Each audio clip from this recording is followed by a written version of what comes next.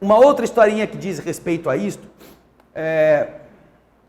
um casal evangélico havia se dedicado durante toda a sua vida a trabalhar junto aos miseráveis da África. Eles deixaram sua casa na comunidade americana, fechada, e viajaram como voluntários daquele grupo religioso a que eles se vinculavam.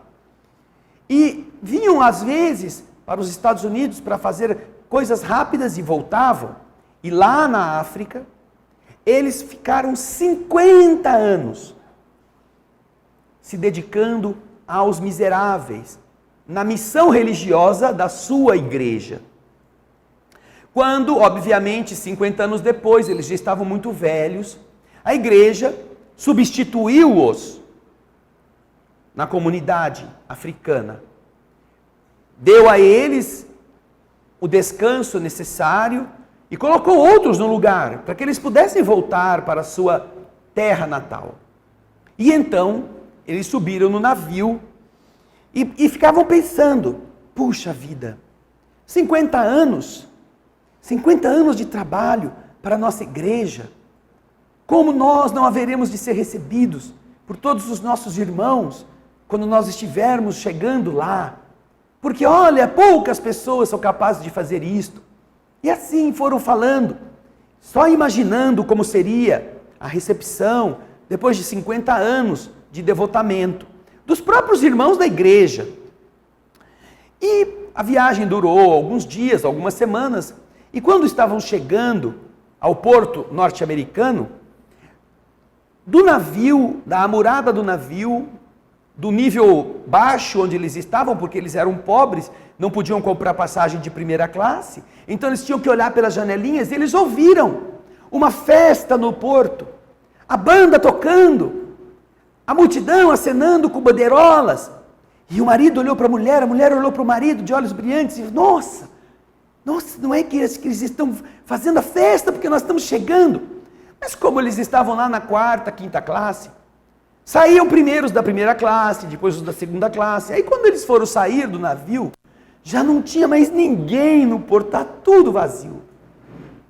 E então eles ficaram decepcionados quando eles descobriram que no navio havia uma pessoa muito importante, um figurão, um político, e aquela farra toda, aquela fanfarra toda, era porque ele ia chegar lá no porto, não era por causa deles. O homem ficou totalmente arrasado. Não havia ninguém esperando por eles.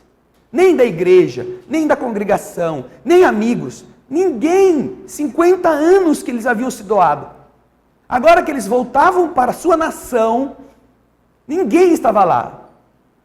O marido ficou extremamente abatido, extremamente abalado. E ele então, amargando esta raiva mal contida, esbravejava. E a esposa escutava, compreendendo a decepção do marido. Onde já se viu? Nós demos na nossa vida 50 anos. Onde já se viu? E esse Deus não faz nada para nós? Esse Deus não faz nada para que a gente possa receber alguma retribuição, eu não digo, mas algum reconhecimento. Nós fomos lá trabalhar por Ele, para a igreja dEle. E a mulher, triste, não é?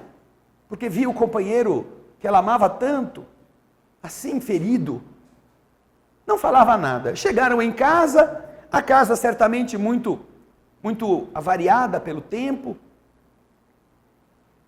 Abriram e o homem batendo porta, reclamando da vida. No dia seguinte, levantou cedo e a mulher estava na cozinha, dando uma limpada, e ele falou assim para ela, eu vou andar. Você fica aí com o seu Deus, falou para ela.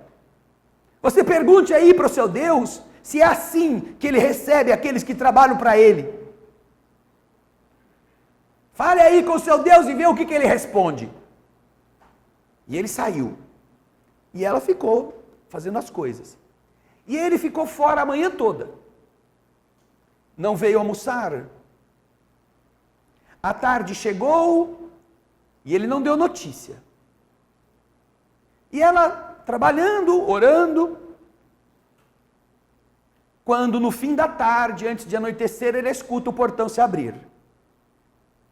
Era o marido que voltava, esfogueado de tanto sol. E entrando pela cozinha, encontra a esposa velhinha já, lavando a louça, preparando algo para comer. E então ele entra e fala: cheguei. E aí, você falou com o seu Deus? Perguntou o marido para ela. E ela respondeu: falei. E o que foi que o teu Deus te respondeu? E sem se virar para ele, a mulher disse: ele respondeu que nós ainda não voltamos para casa.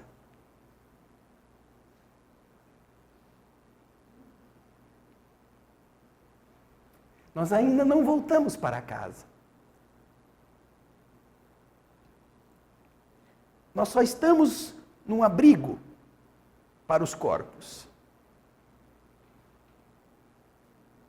A nossa casa não é aqui. A nossa família não é esta. Mesmo que nós amemos aquelas pessoas que estão conosco, mesmo que gostemos de ver as crianças crescendo, ajudando-as a vencerem seus problemas, isto é uma manifestação física que envolve a tradição da convivência, a ancestralidade do direito, as regras que os homens inventaram da civilização para que fossem responsáveis uns pelos outros.